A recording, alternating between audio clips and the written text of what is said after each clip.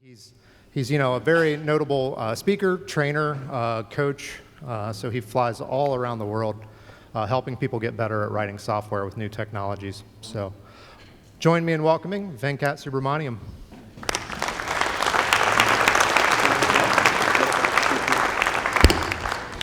All right, it's a great pleasure to be here to talk to you about something we all share in common.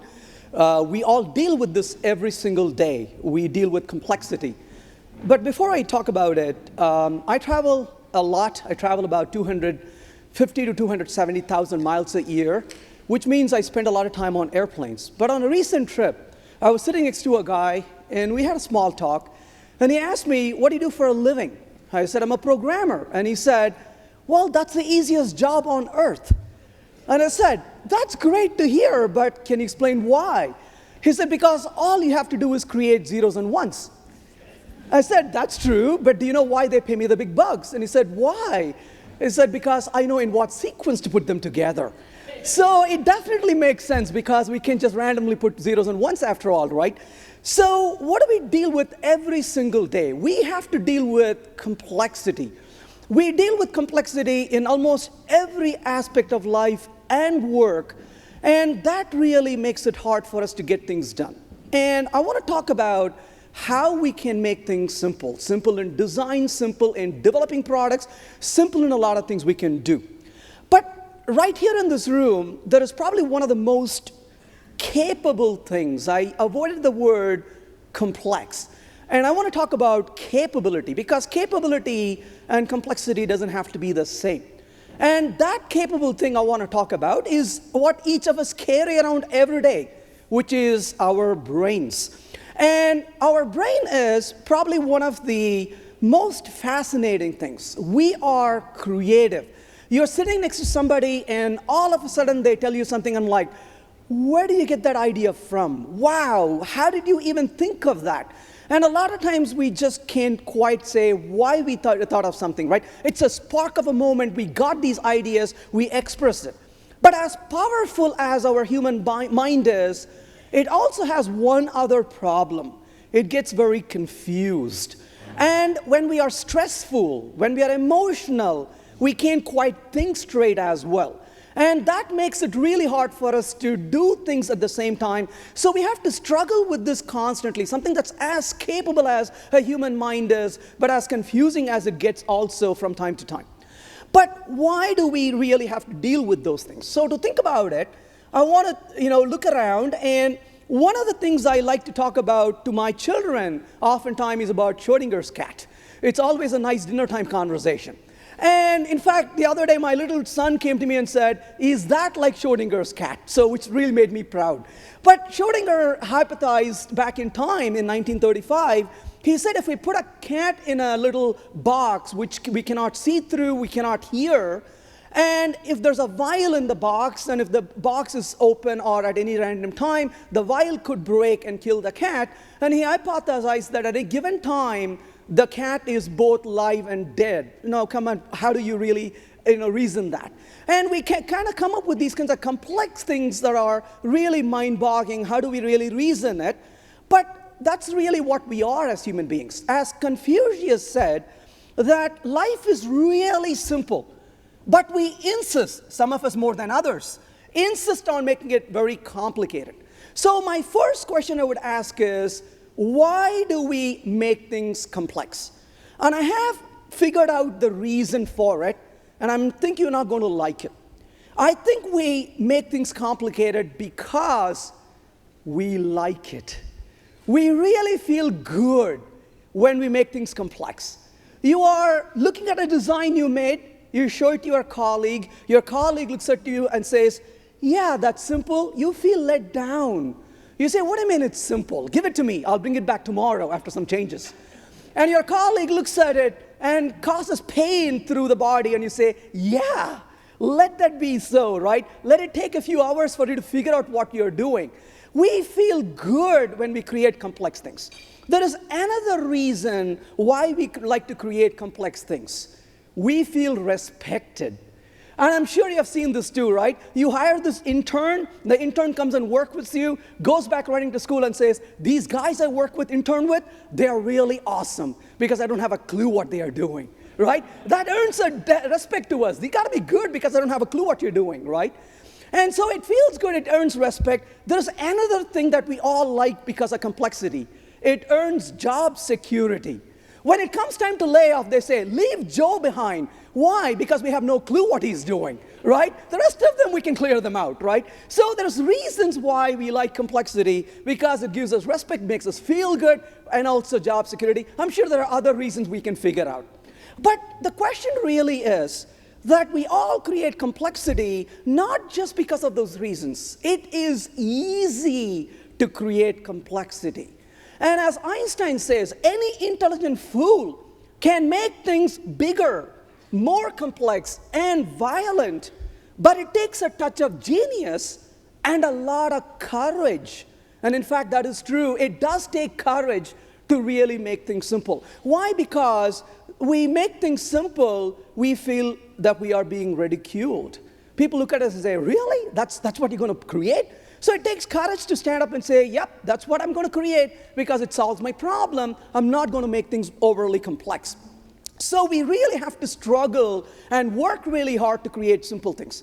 If you ask me what I do for a living, I would say in the past about 6 or 7 years, I can think of what I've been doing predominantly as removing code. I go into companies, and the one thing that I fear the most is complexity. I go to companies as a consultant, they call me and say, can you help us fix the problem? And when I leave, their code disappears for most part. And it's as if they went through a weight loss program. They're like, oh, we don't need to do all this stuff we were doing before, because I find that they've been doing unnecessary things that really are not part of the core problem they're trying to solve, but yet they implement it. It reminds me of an experience. A company called me about a huge problem with concurrency they wanted to solve. And I went in there, all I kept asking was, why are you solving this problem? About 2 hours later, they said, gosh, we've been putting so much effort building this solution, and looks like our problem doesn't even need this. And of course, they had to remove a lot of code, which was there, really unnecessary. So I fear complexity. I remove complexity as much as I can, and try to make things simple, but definitely it's not very easy. So my question is, if simple was sitting next to us on the bus, would we even know that we really saw Mr. Simple and say, hey, you are simple, aren't you? So a lot of times the problem is we don't even know what simplicity is for us to be able to look and find it. And if there's a way for us to find simplicity, we would probably be able to find it very easily and fix it. So I said that it's not easy to make things simple, but I think we can at least find out what's not simple. And if we know what's simple, at least we can avoid those things that are not simple and hope that what's left is actually simple. So let's talk about what's not simple. Well, the first thing I want to talk about what's not simple is not clever. Now, think about this for a minute. How many of us have written something, a code or something, and right after we write it, we tell ourselves, boy, that was really clever. And we are so proud about it, isn't it? I remember the last time I had to solve a problem. This was a few years ago. And it was a problem that I had to solve, and there was a clear solution in front of me. But I said, Venkat, why would you solve that problem? You want to solve the mother of all problems. And I said to myself, here's a solution where it'll so thoroughly solve this problem. And I solved that problem. This took me about an hour instead of taking 10 minutes to solve it. And when I was done, I literally felt like my hands went up and patted on the back and said, you are good. I felt so damn proud about it. And 3 months went by. I got an email saying something is really royally broken in the system. And we all looked at it, and immediately I said, yep, I know what the problem is. I can fix it. And they all said, we know Venkat is good. And they said, how do you figure this out so quickly? I said, because I caused it. And this was a result of the clever solution I had once created, and that kind of came back haunting me. And what did I do? I removed my clever solution, and I implemented the 10-minute solution I thought about, and that was adequate to solve the problem because it solved just the problem we had, not that clever thing I wanted to solve and not know how it's going to hurt, as time went on. So these days, I've learned from experiences like that. So what do I do these days? The minute I write a piece of code or a solution, I tell myself this is clever, I immediately delete it. I don't want clever solutions, I want clear solutions. Because clever often means that nobody else can understand it. It is something that requires a certain thought process that we may not have, and that may have other influences we haven't thought about. That could become really a problem. So let's take a look at this example here. It says public abstract class enum E extends enum E. This is exactly how enum is defined in Java. If you haven't had a chance to look at it, you can take a look at it. And that noise you just heard, that's your brain throwing an exception. What in the world is this code? How could enum E extend enum E, right? And that's an example of something very clever. That works. That's obviously how Java's enum is implemented. So obviously that's working. But yet, that's an example of how things are very clever. You know, sometimes companies come to me and say, do you have a recommendation for an obfuscation tool we could use? And I ask them, why do you need an obfuscation tool? Your programmers write self-obfuscated code naturally. They themselves cannot understand it a week from today, right? And why do we need an obfuscation tool? So I think most of the code is self-obfuscated already. Now let's think about a few examples of this. Now I'm sure you all have seen your share of clever code, but here's one I found on the net, and that was kind of very nice. It said float in square root float x. Well, wait a minute. Why is it x? Why not another variable that actually says what it is about? I mean, would you do this to your children? Son, what's your name? P? Is that your initial? No, that's my full name my dad gave me, right? We wouldn't name our children as X, Y, and P, and yet we do this to our variables all the time. We gotta have some more respect for the variables we create, right? But I got some good news for you. Anybody here knows what X is? No. But I got one good news for you. Whatever X is, we got half of that. That's awesome, isn't it?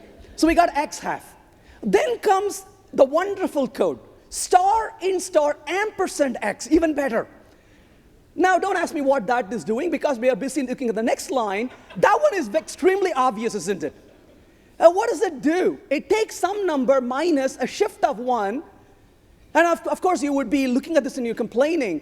And of course, the guy who wrote it is beaming with pride and says, what do you think? You obviously cannot say you don't get it because you feel insulted. You say, that's pretty clever. I mean, you are good, but I understand. What about those other fellow programmers, poor guys, what do they do? And the programmer says, don't worry, I've got them taken care. And walks over and says, / shift. That was very helpful. Or / increment, right? Comments like that are really an insult to programmers. And yet we see those kinds of things in code. And then what happens? We got something else, and then we finally, and here's the bright news. Whatever happened there doesn't matter. Because in the end, we return X. Life is in harmony, right? Now, if you look at this code, how many times this variable X actually got modified?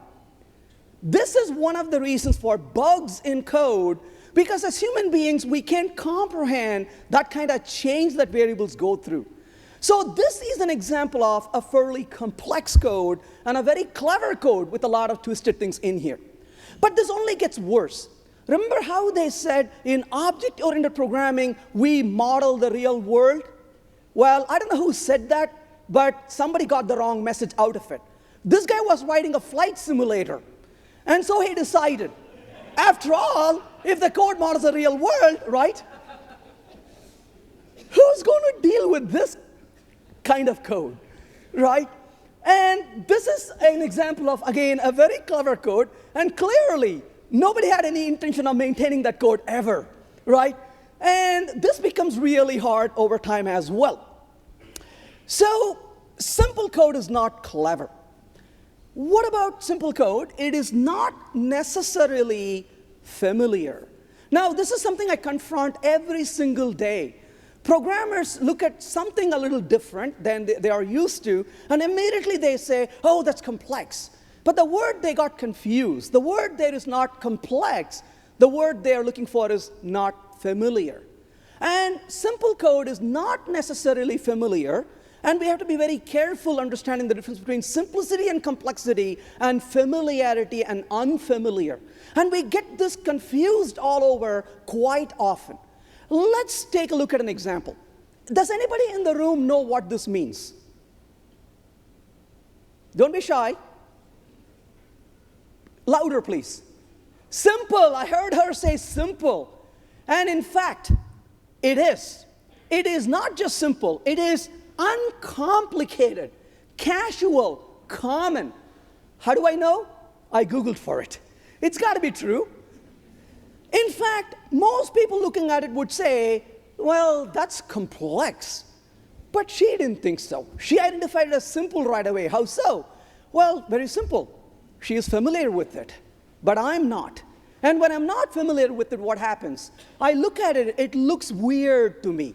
I was in Norway earlier, and somebody was saying something, and I said, look at all these street signs. And said, yeah. And I said, those are all very complex. And they laughed at me and said, why would you say that? Because I can't read and understand any of them.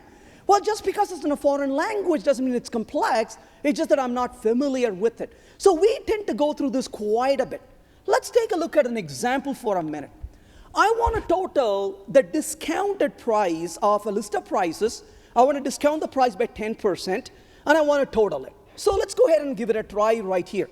So what do I want to do? Let's start with a little example. Let's say we have some prices on our hand. So I got a bunch of prices to work with. And I want to go through and say, let's say double, we'll call it as discounted prices. Let's set it to 0 for sure. I want to output the discounted prices when I'm done. Right now it's 0. But how do I go ahead and do this? For int, well, in this case, all the prices are integer. We'll call it as I equal to 0, I less than prices over here, dot, is it length or size? Are you sure it's size, not length? Okay, size. And then, of course, I plus plus. And then I'm going to, of course, use this value. Oh, wait, is it less than or equal to? Should be less than.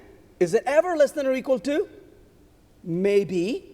Discounted prices plus equal to. And then I'm going to say prices dot get the value of I times 0.9. So I wrote all this code, ran it, but did it work? Seems like it. Is it right? We're still looking at, is it less than or equal to? How many times have you written code like that, and about 2 weeks later somebody finds a problem and you say, well, that was off by 1 error. How do you feel when that happens? Well, if you're into design patterns, I've got a name for this kind of code. It's called the self-inflicted wound pattern. We do this all the time when we program. I'm going to argue this right here, the highlighted code, is a fantastic example of something very familiar and yet very complex. I'm sure somebody else looked at it and said, oh, that's a simple for loop. No, they got the word mixed up. That's not a simple for loop. That's a familiar for loop. That's not the word simple means. It's a familiar for loop. What does familiar mean? I've seen it 1,000 times, and I will kill you if you show it to me another time. That's what familiar means. But it's a complex for loop. Why is it a complex for loop? Because you first have to initialize the variable I properly. You got to set the boundary conditions properly. You got to increment properly. You got to access the right index. Look at the number of moving parts you have in that code. To do something simple or trivial, you have to put in so much effort. So I'm completely in agreement with you. It is a familiar for loop, but definitely not a simple for loop. Let's try to see if we can make it simpler. There was a tweet from Michael Feathers a while ago. His tweet said, and I think he nailed it. He said, in object-oriented programming, we encapsulate the moving parts. In functional programming, we eliminate the moving parts. What a great way to think about it. On one hand, we try to encapsulate the moving parts. Why do we encapsulate moving parts? Because moving parts hurt us.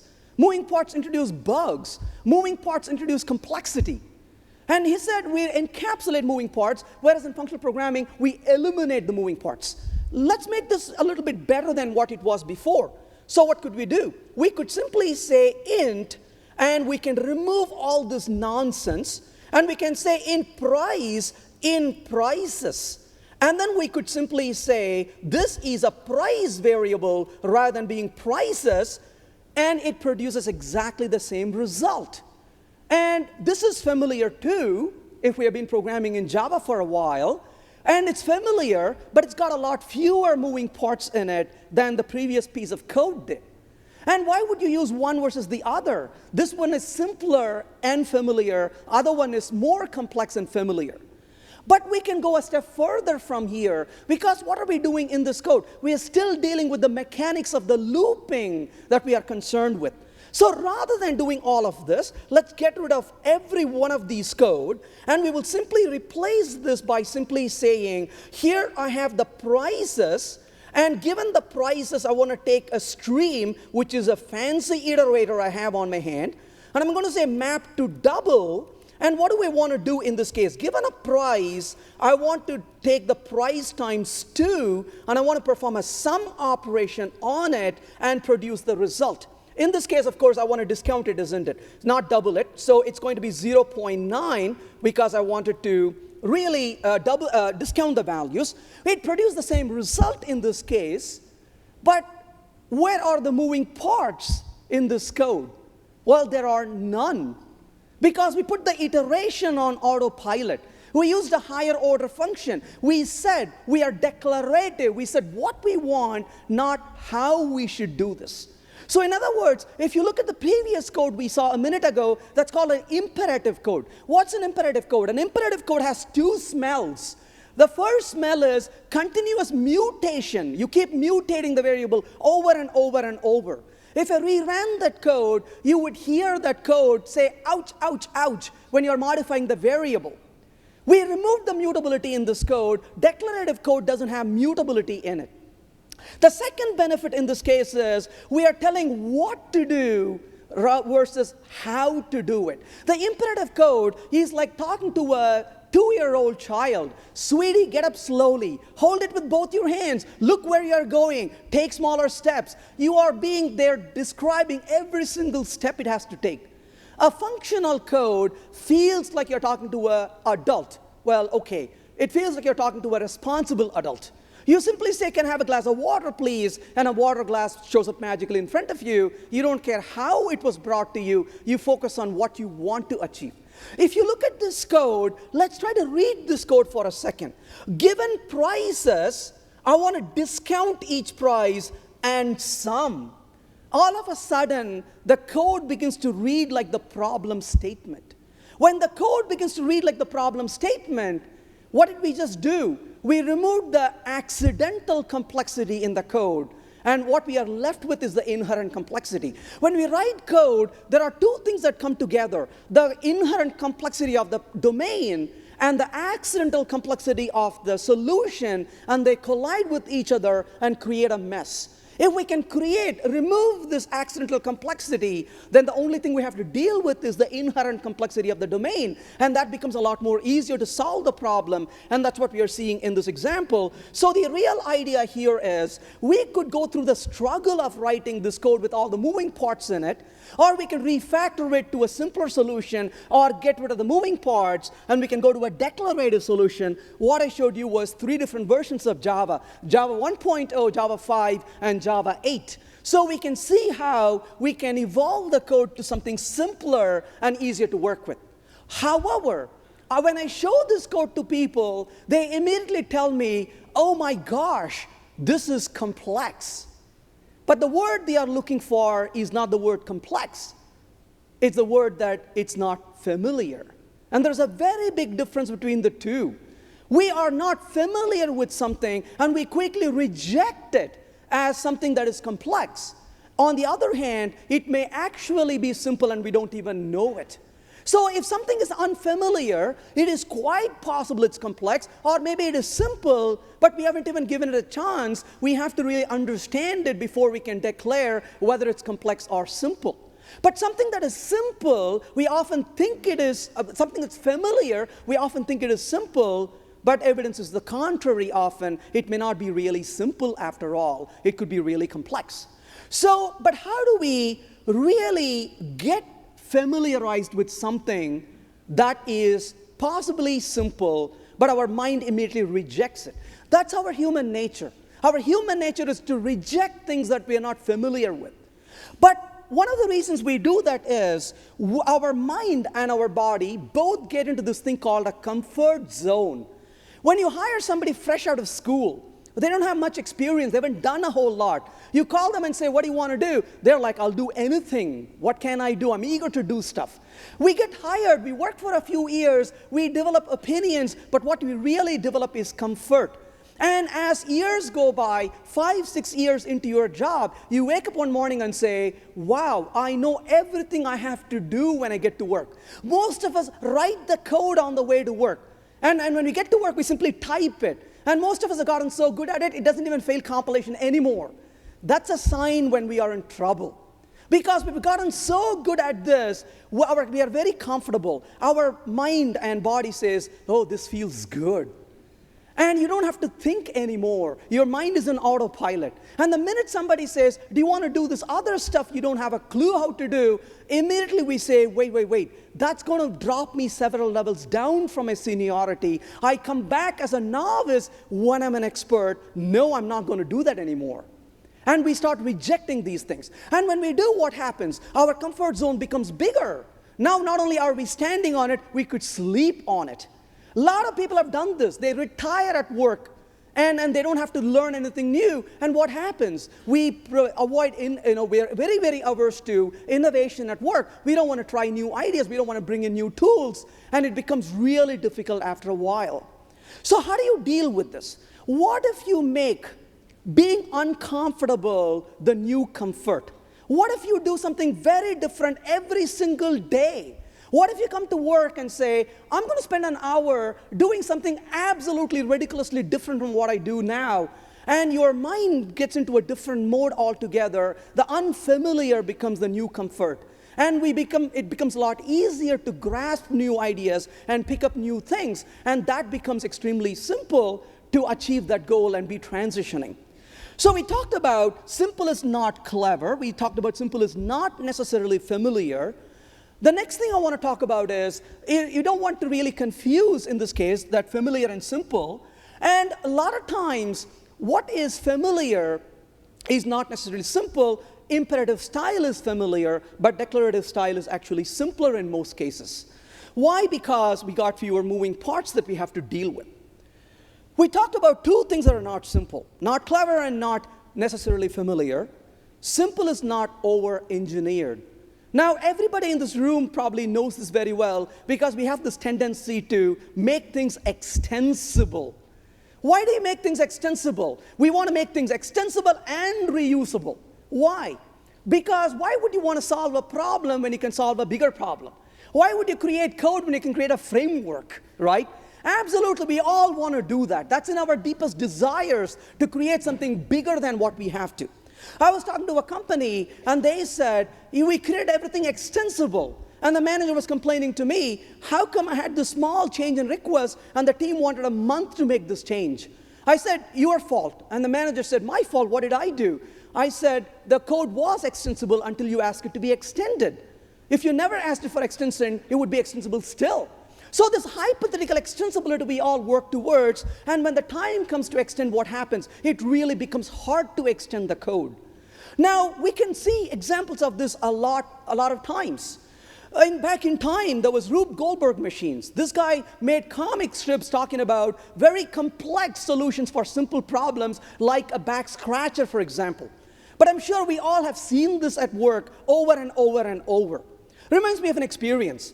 I was on a project, and I was looking at a piece of code, and the programmer had written this code, and I was going through the code. And what I found out was, this guy takes the data from the database and 200 lines of code to create an XML document out of this data from the database. And I take my time to understand XML, how they are creating this XML document. Got it. Then I looked at the function being called. I go to the other function, which receives this XML document, and you can guess what happens now. 200 lines of code to parse this XML and insert the data back in the database. And I'm sitting and scratching my head. Okay, I got it now. And I went to the programmer and said, I'm looking at this code. It takes the data from the database, creates an XML, only to parse it back and put it back into the database. He said, isn't that cool? No. He said, Venkat, you got to have the vision. I said, vision for what? Look at the beauty now. The data can come from anywhere, and it can go anywhere. I said, dude, in our application, where does the data come from? From the database. Where does it go to? Back here. Why are we creating this monstrous solution? Oh, Venkat, you should have a vision. Imagine in the future, we want the data from somewhere randomly. It could come from anywhere. It could go anywhere. You should have that kind of vision. With XML, we can do this. And he was explaining it. I was playing with my phone a little bit. He said, excuse me. Hello? I said, hello? He said, Venkat, is that you? I said, yes. Why are you calling me? I said, you should have a vision. I could be anywhere in the world talking to you. Why am I talking to you directly in person? Stupid. Right? So the point is, our goal is not to achieve that unknown extensibility. What are we trying to solve? Why don't we get something implemented? This works. Now go do something else that provides value. And if that kind of extensibility is what you need, then maybe we can provide that kind of extensibility, right? So the point really is that we really need to solve the problem we understand. But a lot of times what happens, I don't know what we are solving, but we're going to go ahead and write all this massive code because we don't know what we're doing. And instead we can focus on what we're doing, we could get better results. So I said that simple is not clever, it's not necessarily familiar, it is not over-engineered. Now I'm going to talk about it is not terse. Now some of us get into this mode, I want to make the code very, very concise.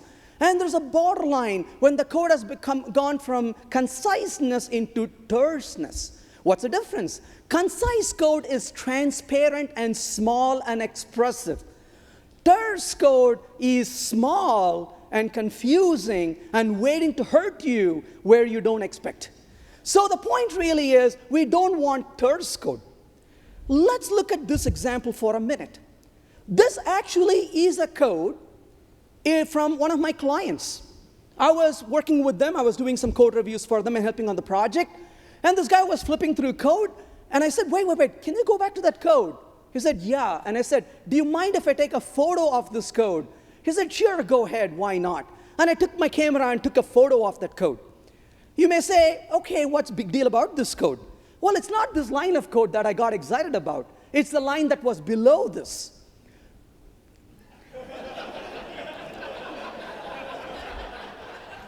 It said, God help me, I have no idea what this means. I see this like the message left by cavemen, right? Please save us. This is programmers' way of describing it, right? They're pleading for help. Somebody please come and help us, rescue us. And this product is one of the products that requires a large licensing fee and maintained by expert programmers. You can see if that's what happened to expert programmers, what happens to the rest of us, poor things. And so that is an example of code that is extremely terse. The meaning is quite lost in there, and nobody knows what's happening in this code. Now let's take a look at an example of this code. I'll call this the verbose code. And I can't tell you how many times people look at this code and give me a suggestion as to how I should improve it. And they look at this and say, oh, look what you have here. You got a set prices method you called. Then you have a try block and a catch block. Within the try block, you call a function. That method should really fail for this test to pass. And so if it doesn't, you have the fail code. That's awesome. If it does fail with the exception pointed here as rod cutter exception, then life is good. And I show this code, and immediately people tell me, oh, no, don't write it. It's too verbose. I got a better idea. Use an annotation.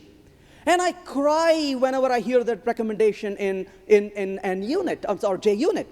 Now, what they recommend I do is this. They want me to write that expected equals that, and I refuse to write this code. Now, where did this come from? Well, NUnit, which is the counterpart on the .NET side, is the tool for writing unit tests, one of the tools for writing unit tests in the .NET platform. And JUnit on this side, there was a time when Java did not have annotations, but C# had attributes which are like annotations on the C# side from day one. So what NUnit did is in their infinite wisdom, they said, let's write an attribute annotation called expected exception, and they wrote it. And once they did, the JUnit guys were kind of jealous. They looked at it and said, hey, that's cool, but we cannot do it because we didn't have annotations. As soon as Java had annotations, this feature came about. But the NUnit guys are really, really smart. They added this feature, and they waited until JUnit picked up. The minute JUnit picked up, they deprecated it. And they said, this is stupid, don't do it. Now here is JUnit sticking with this. It's like, you guys did it. But they're gone. They're gone off and doing other things. Why is this stupid? Because a test should never fail. A test should never pass for the wrong reason. Well, look at the code in the previous page for a minute. This test will pass only if the code max profit threw that specific exception. If max profit did not throw any exception, if it throws some other exception, or more important, if set prices were to throw an exception, that test will fail. But if you look at this so-called concise version, which is really not, what does it do? It passes even if set prices throws the exception. So potentially, this would pass for the wrong reason. I never want a test to pass for a wrong reason. I always want it to pass for the right reasons. And that's why I refuse to use this notation in JUnit. I would rather write this elaborate version, verbose version, or I would use something along these lines, which we could actually do in Java 8, where it says, leave the set prices alone and write this method called assert throws, where you specifically say that line of code should throw that exception and not anything else, so you can contain it to the level that you are interested in. So don't assume just because a code is short, it actually is better. It could be short and opaque rather than being short and transparent. I don't want terse code. I want concise code that's expressive. So don't confuse terseness with concise and simple as well. As this is one of my codes that I'm very excited about, and that is there are two ways of constructing a software design. One way is to make it so simple that there are obvious no deficiencies, and the other way is to make it so complicated that there are no obvious deficiencies. This reminds me of a project I was on. I was looking at the code, reviewing the code, and I suddenly found out that right in the middle of the code, there was a variable being accessed, and there was no protection for concurrent threads on that. And multiple threads were being created, and here was the variable sitting right in the middle. And as soon as I found it, I went to the team and I said, hey, folks, you got all these threads running here, and here's a variable. These methods are being called from different threads, but how come there is no protection against this variable? It's an unprotected variable that's being accessed concurrently. And as soon as I said it, one of the developers got very angry and said, hey, Venkat, this application has been in production for 3 years. What makes you think you can come and scare the heck out of us? And before I could answer, one of the other developers said, yeah, but remember every 3 weeks it crashes, we don't know why? Yeah, thank you for saying that, right? So we don't even know why it doesn't work anymore, and it's so complicated. Well, okay, thanks for that, Venkat. You said what's not simple. So we can look for things that are clever and remove them. We can look for things that are familiar and not assume they are simple. We could look for things and make sure that they're not over-engineered. We can do that. But how do we really recognize simple after eliminating those things? Is there a way to do it? Let's see if we can answer that question with a few examples. The first and foremost, simple keeps us focused. Simple keeps us focused. You don't lose focus on things. It draws you in, gives you what you want, and sends you away. Simple keeps you focused. I'm sure you have noticed this with products you use, tools that you use. The ones that you keep going back to use, what do? They let you mind your business, and they don't distract you. Let's take a look at an example. Let's say for a minute, I'm programming with Java 8, and I'm not quite sure about what function I would use on the new stream API. And I kind of know there's a function to do it, but I cannot remember the name for it. What's the easiest way to find it? to search for it, obviously, right? So I'm going to do a quick search. And as soon as I search for this particular stream API, I'll be on my way to continue writing the code. So let's do that. I'm going to do a search very quickly. So here you go. I bring the browser to search, and here I go to the search engine. Oh, wow. Billionaire facing historic divorce settlement. Oh, Swiss court, even better. This guy has a lot of money. What? Wait a minute. Pennsylvania gay marriage ban overturned. I got to read a little bit more about that one. Interesting, interesting. How things change. Oh, wait, what's this? Oh, my goodness. Did you know that he lost $350 million in 24 hours? This is awesome. Oh, wait. I'm really sorry. What was I trying to do? Oh, search for that API. What just happened? I went to the search engine, and it gave me, oh, wait a minute. Elephant on the, oh, whoa. This is awesome. So you know where I'm going, right? Let's try another time. Oh, Bing, awesome. Hey, wait. Isn't that what's that picture? Are they ball or balloons? You know what? I feel like I have to search for it, but I'm afraid another picture is going to show up. I could be in a recursive loop. Let me try again. Let's search. What is it I wanted to search? A stream API, stream. What just happened? When I went to Google, what did it say? It said, why are you here? To search? What are you waiting for? Can you imagine this for a minute? The very first day, this engineer walks up to his boss and says, I've got it. Show it to me. And he shows that. And the boss says, really? Well, I actually have a button called I'm feeling lucky. Well, you should. Do you think that is easy to do? That is courage, in my opinion. How many of us have the courage to say, that's it. I'm going to give you a text box, and I'm not going to give you anything else. But what about that elephant in the Florida beach? Well, damn it, search for it, if that's what you want. I'm not going to throw that on your face. Why'd you come here? I don't know. Then go away. Come back with a purpose. How many of us use Google? Now you know why. You know why? Because you care about damn things you do. If you wanted something else, you'll be elsewhere. And that is simplicity. Simplicity keeps you focused. It draws you in, gives you exactly what you want, and sends you away. Not giving you anything else. That's why you use it, because you care about your time. You value what you do. You don't want to be distracted. And you go to that. This is one of the reasons why I love pair programming. For example, would you like to pair with me, sir? What's your name? Sam. Come on over, Sam. Let's pair. So before Sam comes over, I'm going to narrate a story here. And please keep coming back here. So assume Sam is not here. So I'm sitting down, working on something. I open up the browser, and I'm going to search for something. And we all love Firefox, isn't it? What does Firefox say? Excuse me, new version of Firefox is ready for installation. Of course. You click on it. Immediately, what do you get? Error installing. Some problem with proxy. What the hell is that? I'm not sure what it is. So what do? You go to the next guy and say, hey, I got a proxy error. Can you help me? He says, you know what? I can. But in the meantime, can you help me with this problem I'm having? Sure. You trade places.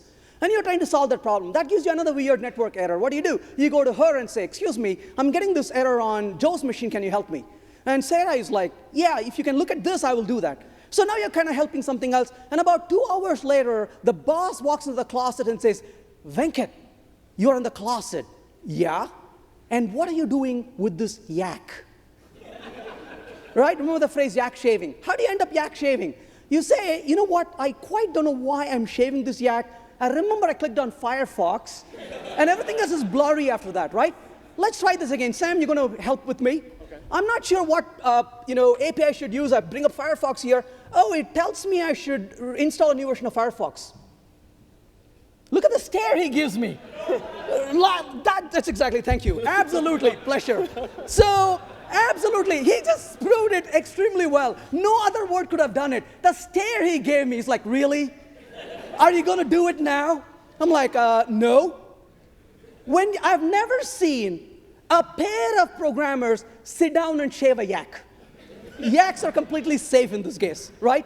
Absolutely. It keeps you focused. When you pair up with somebody, you are there together to solve one problem. One person is a bit confused. We go off track. The other person says, why don't we try this? Because obviously that's not helping. We are back on rails, trying to focus on what we are doing. That's focus again. I want to be focused. Why? Because I want to solve the problems I have and keep moving. And so that helps us to stay focused as well, so we could search through different solutions. Now, here's a wonderful quote. Perfection is achieved not when there is nothing more to add, but when there is nothing left to take away. What a wonderful way of thinking the problem. It is every time we work on something, people say, what else can you add? No, what can you remove? What can you take away when there is nothing more to add? Now you have the real beauty, the simplicity. Why? Because it keeps you focused and you can get your work done. So we want to achieve perfection not by having something to add, but not by having anything more to remove. So simple eliminates accidental complexity and hides the inherent complexity. If you look at a lot of code we write, we bring in accidental complexity into the code. In solutions, in tools, we confuse the users. These are accidental complexity. And when we have all this accidental complexity in front of us, it becomes hard for us to use things. We remove all those accidental complexity. What's left behind is the inherent complexity of the domain, and we can then get opportunity to solve the real problem we are facing. That's very important to do. Simple keeps our focus. Simple fails less. If you look at the code that I showed earlier, where that variable x is being changed so many times, what are the chances of that code failing? This happens all the time, isn't it? The other day, a programmer came to me and he said, I wrote this function. It produces a result I don't expect. I don't understand. I said, but you wrote this code. He said, yeah, that's why it's even hard. I wrote this code, but it doesn't produce the result I expected.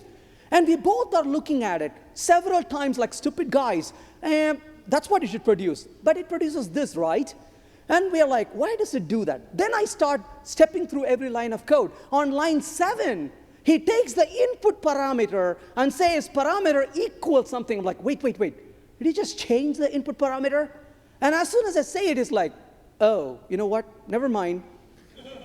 And walks away. And I'm like, so now it's like, that was stupid. Never mind. And our mind is in denial that we would actually take a variable and change it. That's why effective Java says, do not modify an input variable, right? We declare things as final. Why? Because we don't want to be snooping around and modifying those variables. Why? Because when we do mutation in code, there are things that move around, causes failure, more errors. Simple code fails less. In functional programming, we recommend using immutable data structures.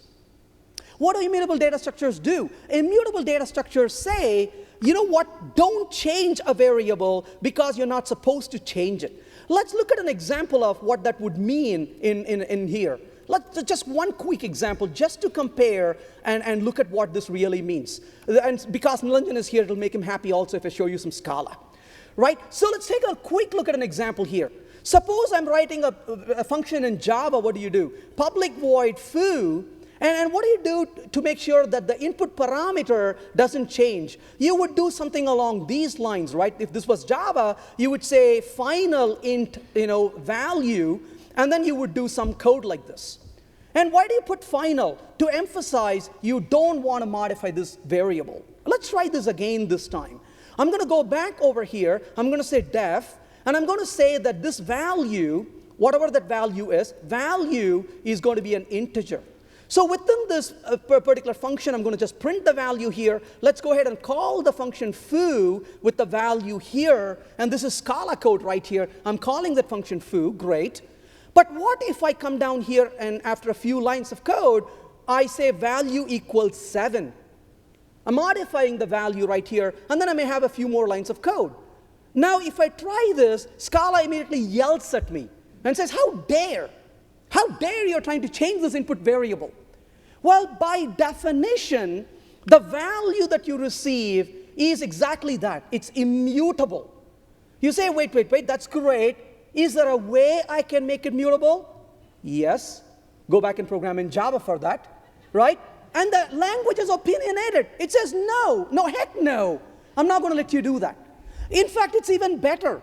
In the case of Java, how do you say that a variable should not be modified? Well, you would put a word final in front of it.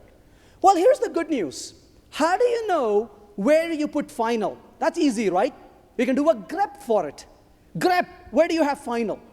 But how do you know where you forgot to put final? That's one heck of a regular expression you have to write. I don't know how to do that. It's very tricky, right? Or you can use, sorry?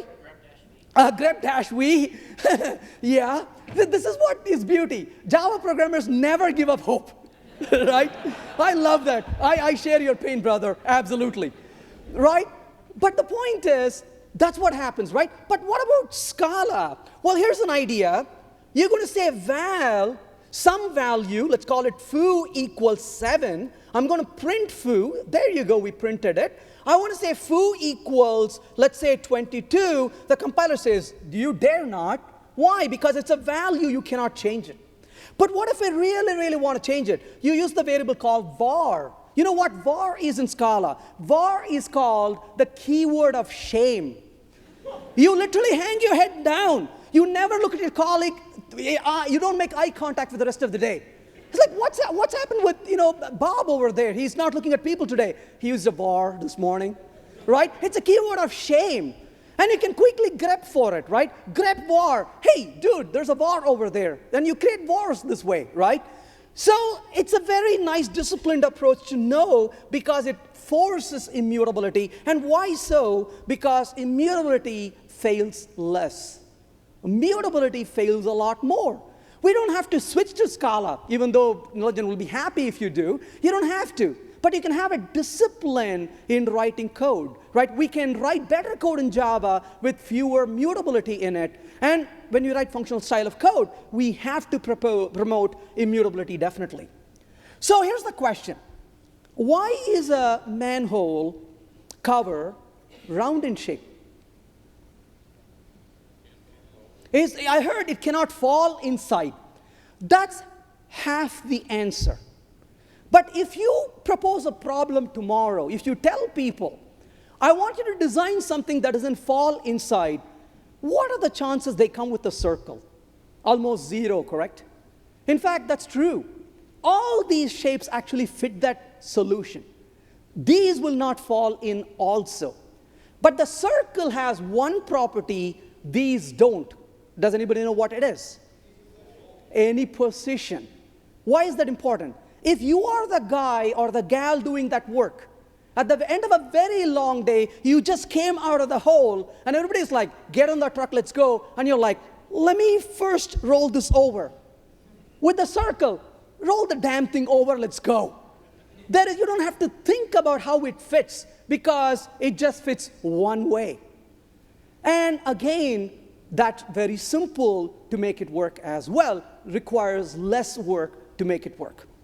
Simple is easier to understand and work with. Let's think about a couple of examples. I wanted to check if a number is prime. And how do we find out if a number is prime? Well, mathematically, a prime number is divisible by 1 and by itself. Great. I want to write a code for it. So I decided to write the code like this. I'll read this for you. It says is divisible by, that's the function in the top. And what does it do? It checks if it's divisible by any divisor given. Then I have a is prime function. What does it do? It takes a number. And what does it do inside of it? Notice I don't have a loop anymore. Instead, I said, return number is greater than 1 and streams int range 2 to the square root of this number and tell me if there is any match at all for the divisor. I wrote this in a very highly expressive nature, not managing loops, but being very declarative. I simply said, is there a number in this range that is a candidate for division?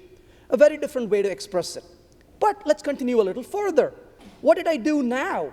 Now I said that primes int starting number, and then I said, if is prime starting, return concatenation of starting and primes after that.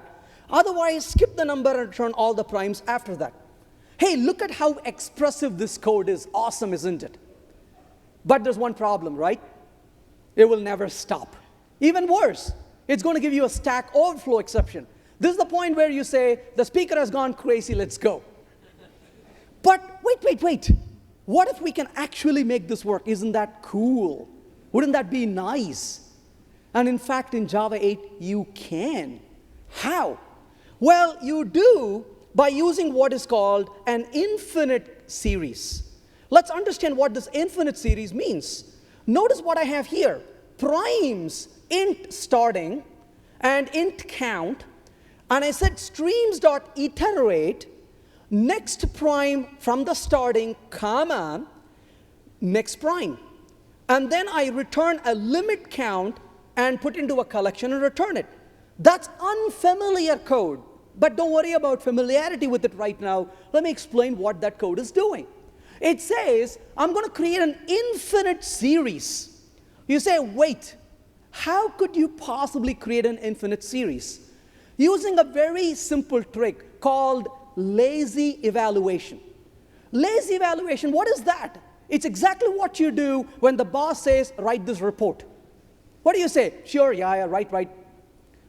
So what does lazy evaluation mean? You postpone until the last responsible moment. If you owe taxes, when do you file your tax return? 15th of April. There's a reason for it. I do this. I wake up on the 15th of April and I say, darn it, I'm still alive. I've got to file the tax today. And I wait till 11 p.m. I'm like, God, there's one more hour. Tell me what your plan is. I don't hear any voices. Darn it, let me file the taxes. There's a reason why we delay it, right? That's exactly what the stream does. You go to the stream and say, hey, stream, yes, I want you to create all these numbers for you. Okay, no worries. I'm done. Really? Let me ask for it. It says, I dare you. If you want infinity, I'll give it to you if you can handle it. You're like, no. Why don't you give me about 100 numbers? Sure, here you go. It generates exactly what you ask for, nothing more. Very tricky, isn't it? So it postpones the evaluation and generates only what you ask for, and as a result, it can create values you expect. That's a lazy evaluation combined with infinite series. Almost every language worth programming in supports that today, including Java 8, as you can see here. Infinite streams are awesome. Well, simple is elegant. Why is this one of the most famous paintings in the world? And the reason actually is pretty simple. There is nothing to take away. There's nothing to remove. There is no clutter. There's nothing to distract you. If you sensed a calmness when you looked at it, there is a reason for it. There's real beauty that comes from simplicity. I'll talk about an architect's dilemma.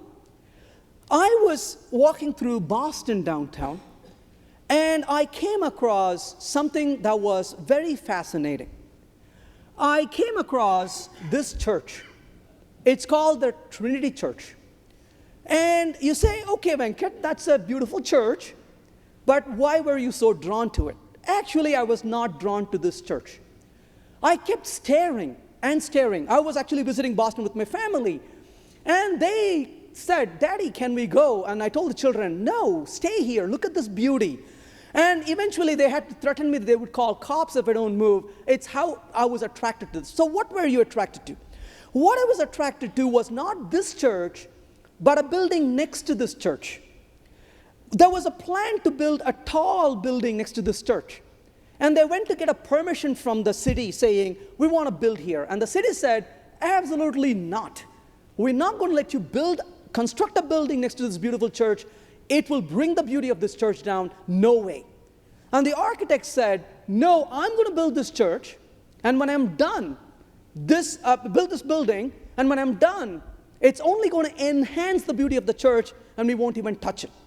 Well, that building is the one that fascinated me, and I was just standing there looking at that building, because all he did was very beautifully position the building that there was a beautiful reflection of the church through the glasses. My camera doesn't quite do the job it should, but that drew me into this building. I was just standing in front and admiring this church through the reflection. And that was a fascinating way to architect, where you say, I'm going to build something, but it's not going to bring down the beauty of this church, it's going to only enhance it. I thought that was a very fantastic design, a very simple and elegant design to solve the problem on the hand. But unfortunately, simple has to evolve. I do a lot of code reviews. If you come to me and say, hey, Venkat, I got to look at the code you wrote. I got to be honest about this to you. I cannot write good quality code. My code sucks. While I write bad code, I'm extremely good in finding fault with other people's code.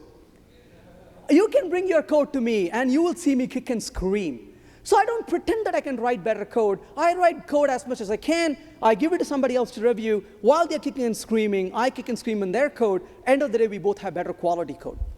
But I'm also of the opinion now that I cannot create simplicity in one sitting.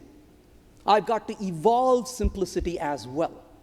And to be able to evolve simplicity, we have to spend the time to evolve it.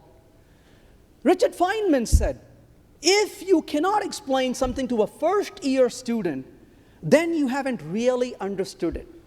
And I can vouch for it. I part-time teach at the University of Houston. I've been a faculty there for about 22 years, 23 years now.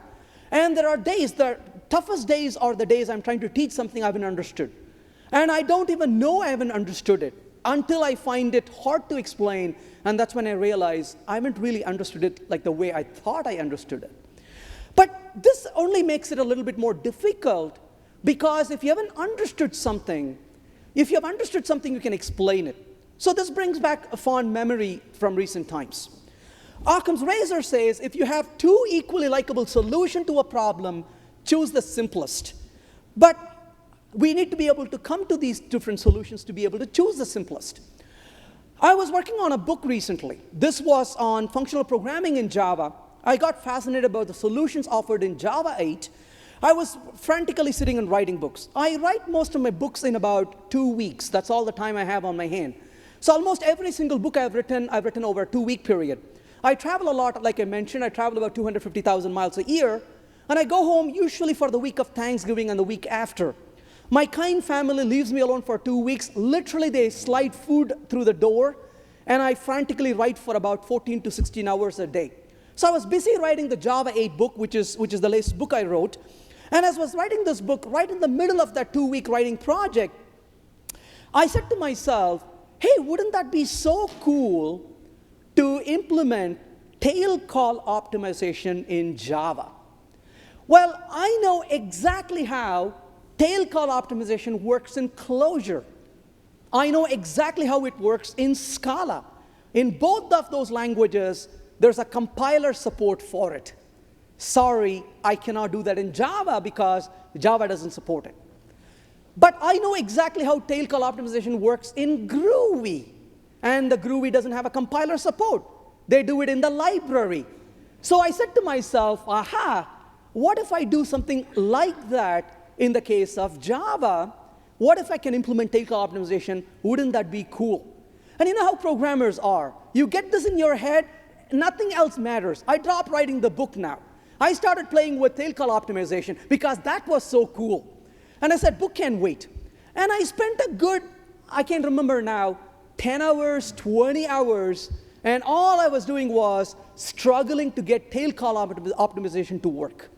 And I did. And how did I do that? So if you look at this code, I got a factorial int number.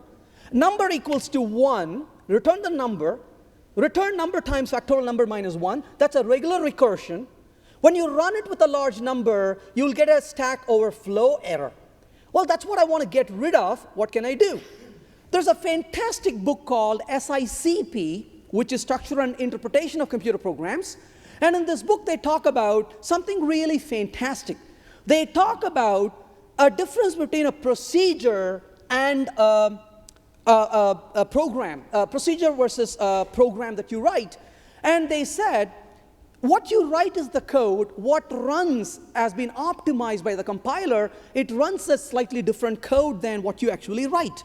If you write a recursive program, actually, sorry, they talked about procedure and process. If you write a recursive procedure, it runs as a recursive process, no big deal. You write an iterative procedure, it runs as an iterative process, same thing. But what if you can write a recursive procedure, but by optimization, it can run as an iterative process? You got the best of both worlds, because you can make your code expressive in recursion, but it never has stack overflow exception. That's an awesome concept, tail call optimization. But like I said, Scala and Clojure have compiler support for it. Groovy has a library support for it. What about Java 8? So after a lot of time, I started playing with the code, and here's what I came up with. Call factorial with a big integer factorial and number, and I said to myself, number is 1, return done fact, otherwise return a call to a further computation of factorial. Well, I ran this code, it worked, but now I have to implement the done and call. So after 10 more hours of coding, I got this code and this code. What do I have in this code? What I have in here is, I come to an invoke method, I ask if it's completed. If it is not completed, while not completed, current equals current dot apply, call complete, current equals current, is complete. Anyway, this code worked. As soon as this code worked, I looked at this code and I said to myself, oh, I got a problem on my hand. What's the problem? The problem is, if you look carefully at this code, what does this line of code do? Current equals current dot apply. What is that? Mutation. And I looked at this code and I said to myself, oh, I got a problem here. This was in chapter number 7 at that point, as I was writing the book. And every single chapter, not once, but many times, I told the reader, you will not mutate. Avoid mutability. And here I have an example in chapter 7. What do? Mutability. How do I solve this? I came up with 2 clever solutions for it. First solution, footnote, dear reader, do you see I'm using mutability? The exercise to convert this to immutable is left as an exercise to the reader. Usually that means the author has no clue. And sincerely, I didn't. And I thought to myself, no, I'm not going to do that. Then I came with the second solution, which was better than the first one. Footnote, dear reader, do you see me using mutability on line number 7? Well, use immutability except when you cannot. A little bit better. But neither one of them convinced me. And now I knew I was in trouble. I was very unhappy. Unhappy to the extent where I couldn't sleep. I couldn't eat. I couldn't breathe. I said, there's got to be a way to solve this problem. And I struggled, and I wasted several more hours, and guess what happened? I didn't have a solution. And I did something that what any respectable human will do, give up. And I walked away. And it was 2 days later, I moved on to write about other things. And I told myself, my code sucks. And I was deciding to remove this section from the book because I'm not happy with the answer. I don't want to publish it with this. I need a better answer than that. And so I was running on the treadmill one morning. As I was running on the treadmill, what happened? It's been a couple of days. You have detached from the problem. Your mind has taken it away from the solution you had in mind, and it's relaxed looking at something else. And I was on the treadmill. I started thinking about it, and suddenly I had a little awakening. I said, oh, wait. this is tail call optimization, which means it's a recursive call. And what do? You call a recursive function. In the function, you decide whether you want to done or go on. If you go on again, you decide done or go on. And I said to myself, oh, darn it.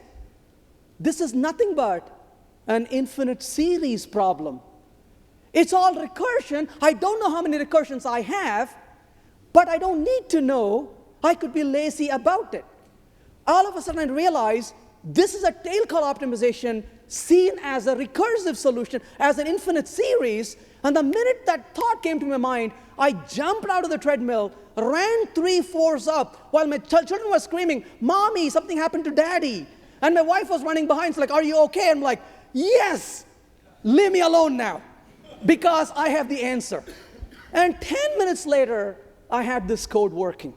And my code simply said, start with the stream, iterate from the current call, apply the next tail call, filter is complete, find me the first one. This appears very strange, but think of this as lazy evaluation. It will only run until the find first finds the first recursion to complete. And so the minute I realized tail call optimization can actually be a simple infinite series problem, the mutation was gone, the loop was gone, and the code became very expressive. And you may say, yeah, but you're using an infinite series. Don't worry about it, because that was explained in the previous chapter to the reader. So it felt really nicely well.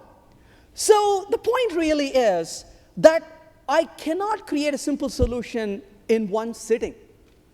It's got to evolve. It's got to show up in front of you. And sometimes that takes time. But look at this code. And I'm hoping somebody would come to me one day and say, that is stupid. There is something even more simpler than that. Is it possible that will happen? I sincerely hope it does. Because simplicity to me is not a destination after all, and I'm sure there could be other simple solutions, and I would only benefit if somebody can show me there's something simpler than this, than what I was able to arrive at after about grueling 30 hours of effort. Well, everything should be simple as possible, but not simpler, Einstein said. But I always wonder, is that solution I created simple, or is there something simpler than that? Not just the solution, but other solutions. So I feel that simplicity is actually a Schrödinger's cat. We got something simple, and yet there could be something much more simpler out there. But in any case, simple makes things easy, but I've realized it really is not simple to make things simple. It requires a lot of hard work. But it's well worth doing, though, because as Da Vinci said, simplicity is the ultimate sophistication. And so it's well worth doing. Thank you very much.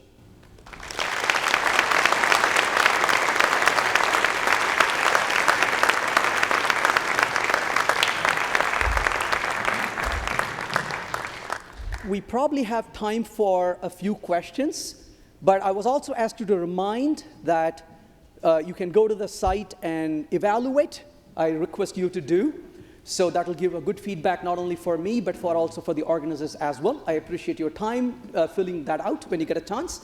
But I'll be more than happy to listen to your questions, comments, anything you would like to discuss.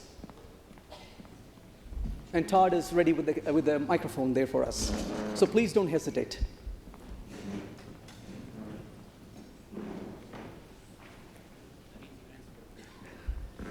Over here. Thank you.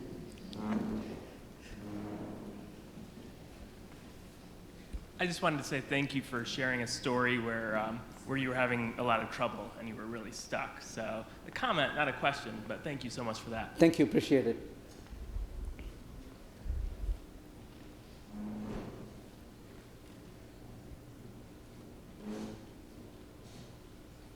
How about a simple question? When is the book coming out? It came out the day Java 8 was released, March 18th. So the book is out right now. Thank you.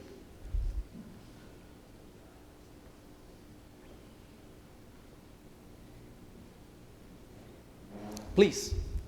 She's got the microphone for you. Thank you. I just have a question. How long have you been speaking? How long have I been speaking? I started speaking at 2 years of age.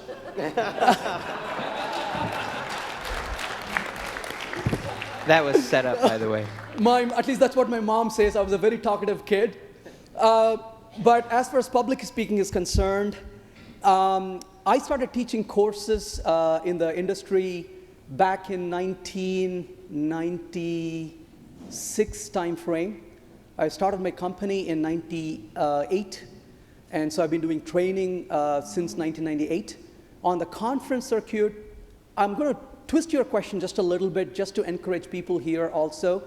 I have this bad habit of speaking in user groups. So I signed up to speak in a local Java user group. I used to live in Houston back then. So I signed up to speak in Houston Java user group. So I go up to speak in the user group, clueless, just to go give a talk. And so I started talking. And when I went to talk, there was a guy that I didn't know exists. His name is Jay Zimmerman. And this was 2001. And he said he's got a software conference he just started. And the people speaking in the conference are Dave Thomas, the pragmatic programmer, Bruce Tate, the guy who wrote Effective Java, James Dick and David Sen, the guy who wrote Ant and Tomcat, and Jason Hunter, the guy who wrote the Kettle servlet book. And these are the people speaking in the conference.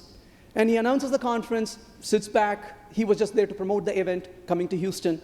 And I get up and give my talk. And I finish my talk. I'm putting my stuff together. I'm this unknown guy. And I was putting my stuff together. Jay comes up and says, hey, good talk. I said, thank you. He said, why don't you come and speak in our conference? And I really thought he was just kidding. Because why would he want a guy who nobody knows to come and talk in a conference where there are these guys I mentioned? And then the next morning, I got an email from him saying, hey, definitely I want you on the show. And everything else was history after that. And I spoke the first year in 3 cities, Houston, Chicago, and Dallas. The next year, I spoke in 12 cities. These years, I speak in about 40 conferences a year. So I'm on the road almost constantly, internationally speaking in several different cities. So that's my story. Yeah. Any other questions or comments, please?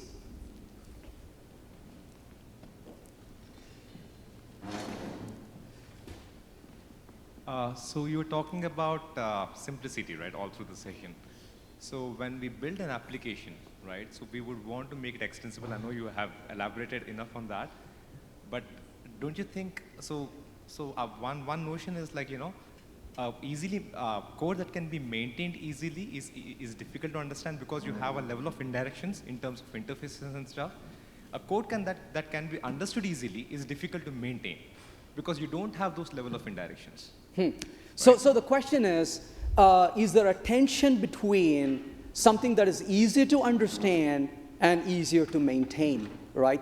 Ralph Johnson once said, and I think this was a very interesting way to look at it, we build hierarchies, interfaces, abstractions, all of that with a good intention. And we build it because we want to make the code extensible and maintainable. But he argued in doing so, we actually build so much complexity into it that when it comes time to maintain the code, it makes it really hard. So is it possible that a code that is understandable is not maintainable? The answer is yes, we could. On the same token, a code that possibly is maintainable is not understandable. I would argue that's possibly maintainable, but maybe not realistically, because nobody can actually modify it because they don't understand it, right? There's a tension there as well. There is a circle of, I would say, code that is understandable, and then the inner circle, the code that is maintainable. I don't think it is an exclusive circle like this, because I would argue nobody dares to maintain a code that is not understandable, even though it, in theory, is maintainable. So I would argue it's 2 circles, an understandable code and a maintainable code. And our skill is in arriving at the inner circle where the code is maintainable and understandable. We want simplicity, not simplistic. Simplistic is where it doesn't solve the problem. It is easy to understand, but it's got to be simple enough but also maintainable? So it's a really good question. It got me thinking, but as I'm replying to I know the thread is processing your question, obviously, and it appears to me that this is actually a fallacy. It really is this, I think, right? So a maintainable code that's understandable, and then, of course, outside of the border, there's not maintainable but understandable too. That's mainly because the design is not adequate, I think. So we want simple solution, not simplistic solution. Yeah, definitely good question. Please, Nalin. So I know you have worked with many languages, right? So do you see it's easier to write simple code in certain languages and it's difficult in other languages? So the question is it easier to write code in simple code in a certain language versus another? There is a grade in here, I think. There are certain code which are easier in one language than another, I would argue. However, when you look at languages, languages bring what are called ceremonies. And ceremonies are noise and things they force you to do before you get to doing what you really want to do. And languages like Java and C# and C++ are a bit of a high ceremony languages. They force us to do certain things. That's just the nature of those languages. If you look at languages like Haskell, for example, which is also statically typed, but they have a lot less ceremony. They let you directly get to what you want to do without having to wade through a lot of ceremony. So I do believe that some languages are less ceremonious than another. But on the other hand, it also depends on the library and the tools that they provide also, because I might be able to reuse a library and solve a problem elegantly in one language, even though that language may have a ceremony around it. So I don't think I want to kind of color languages as simple driven versus hard. I feel that it's a choice we have to make on what we are trying to do. I do recognize ceremony in languages, some less ceremonious than others, but it's a lot more than the language ceremony when it comes to simplicity. And also, if you'll notice, languages like Java also have evolved quite a bit. This is something I struggle with. I work with programmers writing C# code. Even though C# has Lambda expressions, a significant number of them still use traditional loops, and so they can actually make the language simpler. So they're not really getting the real mileage out of the language as much as they can, and so we can be more effective in using the languages we already use. And I think that's the same with almost every language. I can't imagine any language where I've not seen people write complex code that can be made simpler within the confines of the same language itself to a great degree, I think.